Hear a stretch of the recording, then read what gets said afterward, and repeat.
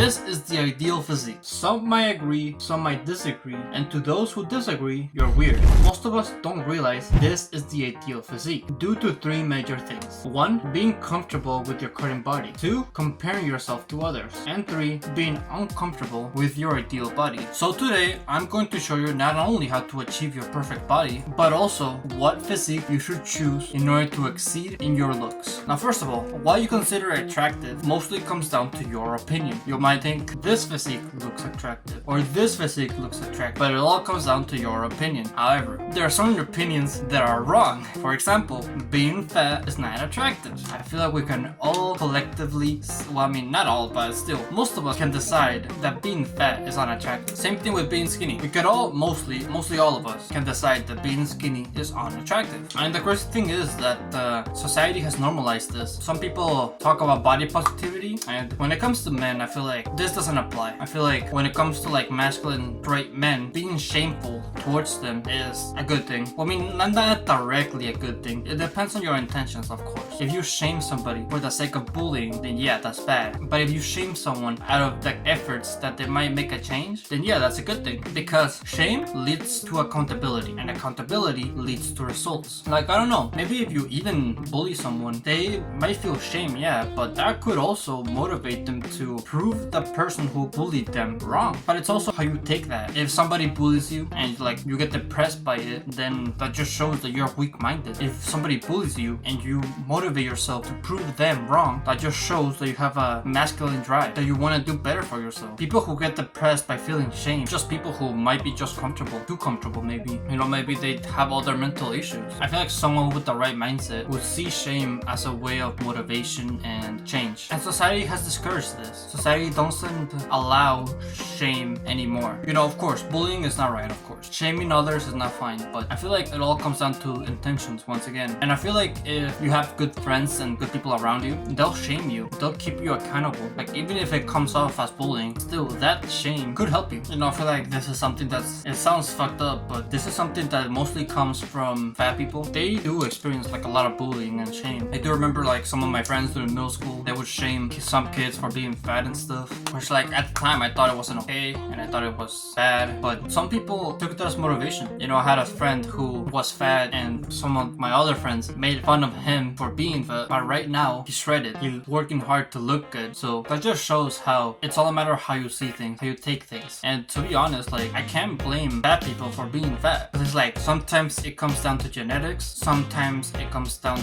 to poor mental health, sometimes it comes down to society in general. You know, right now it's easier than ever to just consume unhealthy amounts of food because there's lots of companies who want to sell their bad food. You know, there's not really a lot of companies who want to make people healthier. It's like, why would they do that? If they make people healthier, then sales are gonna go down. Simple as that. It's easier than ever before. I mean, same thing with when it comes to being skinny. Being skinny also connects to poor mental health and society, and modern society is bad and everything and all that. It's the same thing as the shame that you get from being skinny is kind of like the same as the shame of being fat. Not to the same level, but kind of similar. But modern society is not all bad. It's not all bad influences, of course. There's people out there who influence people to be better. The perfect example of this would be the fitness community. The fitness community has been the one community that has helped people achieve their perfect body, encouraged others to lose weight, encouraged others to gain weight, you know, to bulk up and be muscular, to look good. So now that we've gone over how being fat and being skinny is unattractive, let's go over how to attain the physiques that look good. So first of all, I feel like when it comes to both fat and skinny people, I believe that the first step in order to achieve a good body is to first be at a healthy weight. I feel like you could look this up yourself, like literally just go on Google, like what is a healthy weight for my size, like for my height. And if you're not at that level, then just get to that. This applies to both skinny and fat people. As you know, it's much more easier to bulk than it is to cut. So for people who might be a little bit fat, it might be harder for them to cut. So their journey is going to be much more harder, which, to be honest, if they succeed in achieving a healthy weight first, like achieving their dream physique, then that's like amazing. You know what other aspects of their life they're going to improve? Like, you're going to need a massive amount of discipline in order to go from fat to shredded. And once you build all that discipline, everything else is going to be easy because the discipline that you've built, you could apply to other aspects of your life. You still need discipline, of course, if you're skinny. Like, you still need discipline to bulk up and go to the gym, but it's not as hard as cutting. Gotta admit that. So I'm getting too ahead of myself. First, you need to be at a healthy body weight. And being in a healthy body weight is like the middle ground. It's like the middle ground where you can either bulk or cut, where you can choose where you want to go next. Maintaining can be good, of course.